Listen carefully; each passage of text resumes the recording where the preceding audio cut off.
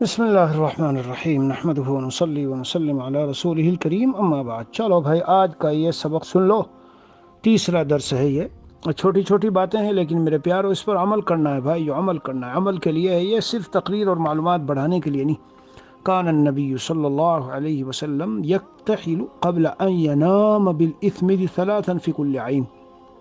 یہ روایت ہے، ایک روایت میں ان النبی صلی اللہ علیہ وسلم کانت لہو مکحلہ یکتحل منها عند النوم ثلاثا فی کل عین، یعنی خلاصہ یہ ہے کہ سونے سے پہلے سرما لگا لینا چاہیے۔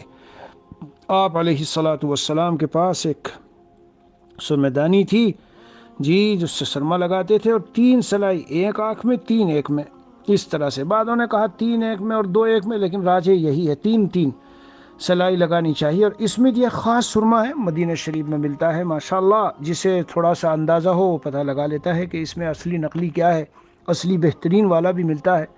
بہرحال خلاصہ ہے، سرما لگا لینا چاہیے۔ اکابر کو میں نے دیکھا، حضرت مدنی نور اللہ مرقدہ گجرات کے سفر پر تھے، حضرت مولانا عبداللہ کاپود روی نے سنایا، ان کی باری آئی کہ آج خدمت کریں گے، تو رات کو جب دیکھا کہ لیٹے تو گدا تو ایک طرف ہٹا دیا، دوتائی ایک چھوٹی سی سفید وہ ہوتی ہے وہ ڈالی، اور سرما لگایا، آنکھوں میں سو گئے۔ تو بھائی اس کی بھی عادت ڈالو۔ ہاں، یہ سرما بہت زیادہ مفید، اور رات کو لگانا ظاہر ہے آپ صلی اللہ علیہ وسلم کی ہر سنت میں بڑی حکمتیں ہیں، تو رات کو لگاؤ تو رات بھر سرما آنکھوں میں رہے گا تو بڑا مفید ہے۔ معمول بناؤ، عادت بناؤ، سرما لگا کے سو۔ بس اسی پر بات ختم۔ صلی اللہ نبی الکریم وعلی آلہ واصحابہ اجمعین والحمد للہ رب العالمین۔